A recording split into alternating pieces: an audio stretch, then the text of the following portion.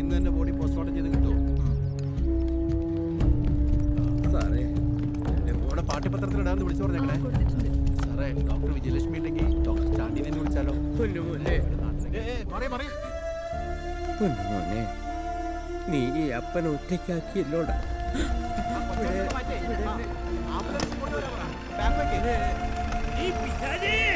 എന്തിനാടി നീ മഹാഭാവം ചെയ്തത്?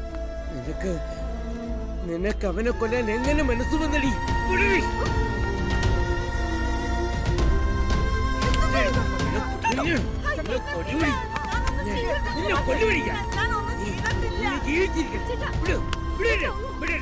അയാളെ പിടിച്ചങ്ങോട്ട് മാറ്റ്. എന്നാ പിന്നെ പോവല്ലേ തറവാട്ടിലേക്ക്? അതിന് ഞാൻ ആരെയും കൊന്നിട്ടില്ല. അതിനുള്ള തെളിവൊക്കെ ഞാൻ കോടതി ഹാജരായിക്കോളാം. ബാക്കിയൊക്കെ കൂട്ടിക്കയറ്റി നിർത്തുമ്പോ മജിസ്ട്രേറ്റിനോട് പറഞ്ഞാൽ മതി. ആ മെമ്പറെ, കവലയെ വെച്ച് ഇവരാ പയ്യനെ പിടിച്ചെടുത്തോണ്ട് പോകുന്നത് കണ്ട കുറച്ചു പേരുടെ സാക്ഷിമൊഴി വേണം. കണ്ടവരൊക്കെ അങ്ങോട്ട് എത്തിച്ചോളാം സാറേ. മനസ്സിലേ? ഇവരെ പിടിച്ച് ജീപ്പിക്കറ്റ്.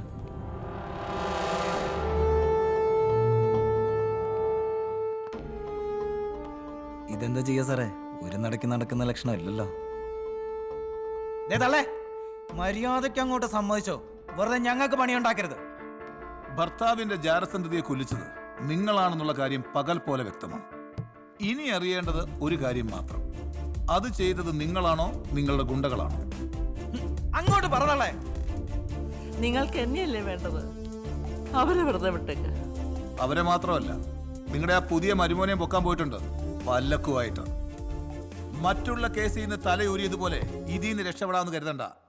ദൈവം തമ്പുരാൻ വിചാരിച്ചാലും നടക്കില്ല. കിട്ടാവുന്ന സകല തെളിവ് ഉപയോഗിച്ച് നിങ്ങളെ ഞാൻ പൂട്ടും.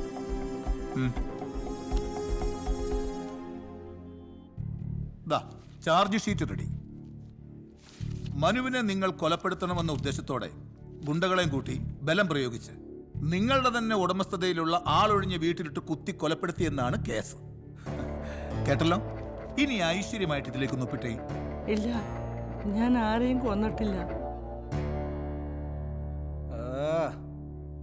ഇതൊരു നടക്ക് പോവില്ല സാറേ.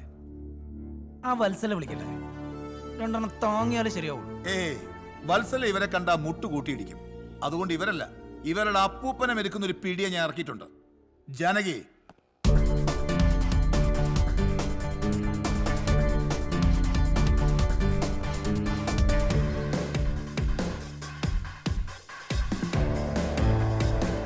ജാനകി, അപ്പൊ തുടങ്ങല്ലേ?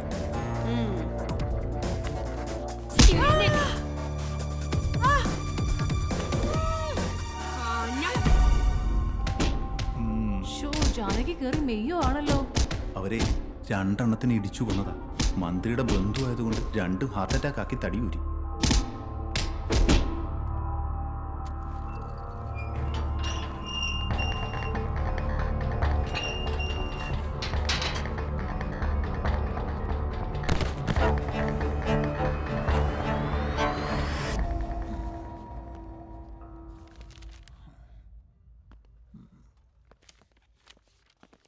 Sir, sign ചെയ്യിപ്പിച്ചിട്ടുണ്ട്. എങ്ങനെയുണ്ടായിരുന്നു? നല്ല മുറ്റായിരുന്നു സർ. ഭയങ്കര റെസിസ്റ്റിംഗ് പവർ. അതുകൊണ്ടല്ലേ ജാനകി തന്നെ വിളിപ്പിച്ചത്. സർ, ഇത് പുറത്തറിയണ്ട. സാറിന്റെ പ്രസ്റ്റീജ് ഇഷ്യൂ ആയതുകൊണ്ടാണ് ഞാൻ ഇടപെട്ടത്. Anyway thanks. ഇനി ഇതുപോലെ എന്തെങ്കിലും ആവശ്യമുണ്ടെങ്കിൽ വിളിപ്പിക്കും കേട്ടോ. Of course. ഓക്കെ.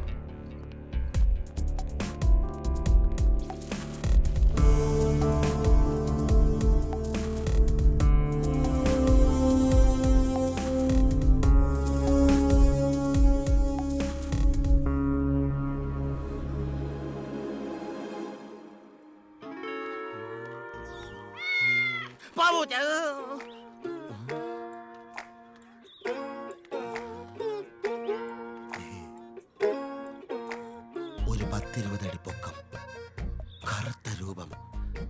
എന്റെ അടുത്ത് പറയുക നീ പൂത്തിരിയല്ലടാ, കതിലയാണെന്ന്.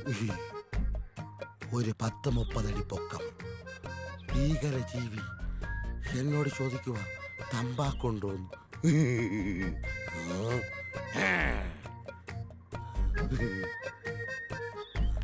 ഒരു 20 അടി പൊക്കം, കറുത്ത രൂപം.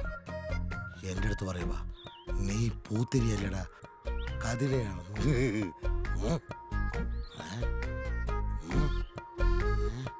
ഈ ഉച്ച സമയത്തന്നെ ആര് കൊല്ലും?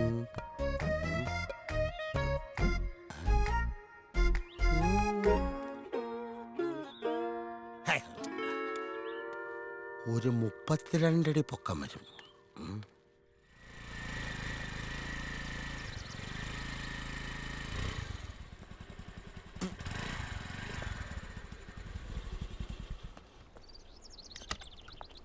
ആരേലും കണ്ടോ?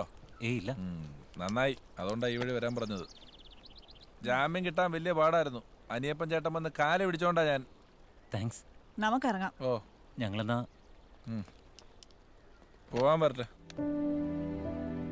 ഇനി എന്താ നിങ്ങളുടെ പ്ലാൻ? ഒന്നും തീരുമാനിച്ചിട്ടില്ല. ഒന്നാലോചിച്ച് ഇവളുടെ കാര്യം വലിയ കഷ്ടമാ. ഇന്നലെ വരെ ഇവക്ക് എല്ലാം ഉണ്ടായിരുന്നു. ഇപ്പതേ ഒന്നുമില്ലാതെ റോട്ടിൽ വന്ന് നിൽക്കുക. ചിന്നമ്മ ചേച്ചി ഇല്ല, ചിട്ടിക്കമ്പനി ഇല്ല, കേറി കിടക്കാൻ ഒരു വീട് പോലും ഇല്ല. എടി കൊച്ച, ഒന്നാലോചിച്ച നിന്റെ ഈ അവസ്ഥ നീ വരുത്തി കൂട്ടിയതാ. മനസ്സിലായില്ല. നിന്നോട് ഞാനൊന്ന് ഇഷ്ടമാന്ന് പറഞ്ഞപ്പോ എന്തായിരുന്നു നിനക്ക്? ഇനി നീ ഒന്ന് കൂട്ടി വായിച്ചു നോക്കടി. അന്ന് തുടങ്ങിയതല്ലേ നിനക്ക് കഷ്ടകാലം. സദാശിവൻ നായരുടെ ആത്മഹത്യാക്കുറിപ്പ് ഒരു വലിയ പ്രശ്നമാകുന്നു, ചിട്ടിക്കമ്പനി പൊളിയുന്നു, സർവ്വ സ്വത്തുക്കളുടെയും അവകാശിയായ നീ അകത്താവുന്നു. എന്നോട് കളിച്ചാ ഇങ്ങനെ ഇരിക്കും.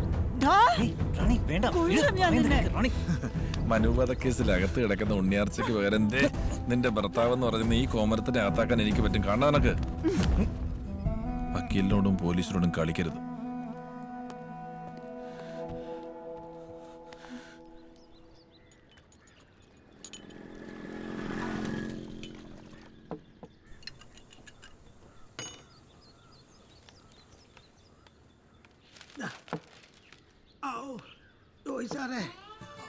കഴിക്കാൻ എന്താ എടുക്കണ്ടേ?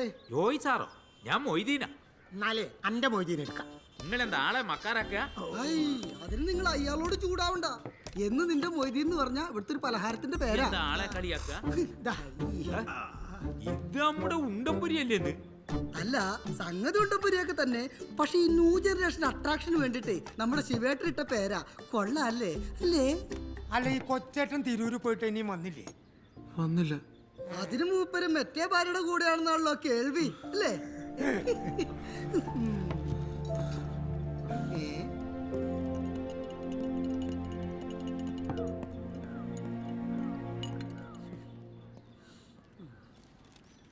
എന്തോ ഒരാൾക്കാരെ ചിരിപ്പിച്ച കലാകാരനാ.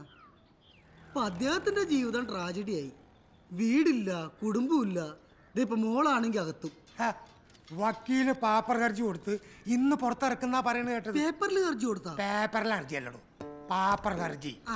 അതായത് തന്റെ പേരിൽ യാതൊരുവിധ സ്വത്തുവകകളില്ലെന്നും അതിനാൽ ബാധ്യത തീർക്കാൻ തനിക്ക് നിവൃത്തിയില്ലെന്നും കാണിച്ച് കോടതിയിൽ കൊടുക്കുന്ന ഹർജി. അത് പറ. മാഷേ, നിങ്ങൾ ട്യൂഷൻ കൊടുത്ത പിള്ളേരൊക്കെ പഠിച്ചു പഠിച്ച് വല്ല നിലയിലെത്തിയില്ലേ? നിങ്ങൾ ഒന്നും ആയില്ലല്ലോ ഇപ്പോഴും. എന്നിട്ട് അണ്ടിക്കഞ്ഞ് വർത്താനം. ശിവേട്ട, അങ്ങനെ പറയരുത്. ഈ തുമ്പ എന്ന് എത്ര റോക്കറ്റുകൾ മോളിൽ പോയിട്ടുണ്ടെന്ന് അറിയാമോ? പക്ഷെ ഇന്ന വരെ ഈ തുമ്പ മോളിലേക്ക് പോയിട്ടുണ്ടോ? ഒരു മൊയ്തീൻ കൂടി. മൊയ്തീൻ തീർന്നേ, പുലിപ്പൊരി കിടക്കാം. പുലിമുരുകനോ? പയമ്പൊരി. നാളെയാണ് ബെയിൽ ആപ്ലിക്കേഷൻ. അവർക്ക് ജാമ്യം കിട്ടിയ അതിന്റെ സർവീസ് തന്നെ ഒരു ബ്ലാക്ക് മാർക്കായി മാറും. അച്ഛൻ പ്രാർത്ഥിക്കണം. പാപികളോട് ക്ഷമിക്കാനാണ് കർത്താവ് പറഞ്ഞിരിക്കുന്നത്. അവർക്ക് കഴുമരം കിട്ടട്ടെ എന്ന് പ്രാർത്ഥിക്കാനല്ല. അതല്ലച്ചു, അച്ഛനറിയാലോ, എൻ്റെ ജീവിതത്തിലെ വളരെ പ്രധാനപ്പെട്ട ഒരു കേസായത്. പറഞ്ഞു കേട്ടിടത്തോളം അവർ നിരപരാധിയാണെന്നാണ് എനിക്ക് തോന്നിയത്. അല്ലച്ചു, തെളിവുകളെല്ലാം അവർക്കെതിരാണ്. അവരുടെ ക്യാരക്ടർ വെച്ച് ഇത് അവർ തന്നെ ചെയ്തതാണ്. ശരി ശരി, നിനക്ക് അവരോടുള്ള വൈരാഗ്യം അവരെ തളയ്ക്കാനുള്ള ഒരു മുൻവിധിയാകരുത് എന്നാ ഞാൻ ഉദ്ദേശിച്ചത്. ഒരിക്കലും ഇല്ലച്ചോ. നമ്മുടെ നിയമം തെളിവുകളെ ആശ്രയിക്കുന്നു. മനുഷ്യൻ ദൈവത്തിൽ ആശ്രയിക്കണം. അല്ലെങ്കിൽ ദൈവത്തിൻ്റെ നിയമപുസ്തകത്തിൽ നമ്മൾ കുറ്റക്കാരായി തീരും. നിനക്ക് മനസ്സിലാവുന്നുണ്ടോ? അവസാനം കരയാനിടവരരുത്. അതാ ഞാൻ ഉദ്ദേശിച്ചത്. ഈശോ മിശിഹായ്ക്ക് സ്തുതിയായിരിക്കട്ടെ അച്ചോ. എപ്പോഴും സ്തുതിയായിരിക്കട്ടെ. മത്തായി, മോന്റെ കല്യാണക്കാരി എന്തായി? അത് നടക്കില്ല അച്ചോ. അതെന്താ? പെണ്ണിന് മാനയൊക്കെ 2 വയസ്സ് മൂപ്പ.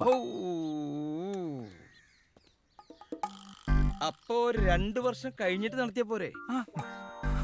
അത് ഞാൻ ആലോചിച്ചില്ലല്ലോ. ശരിയാന്നല്ലോ. ആ, ഇങ്ങനെ കുറെ എണ്ണം ക്രിസ്ത്യാനികളിലുണ്ട്.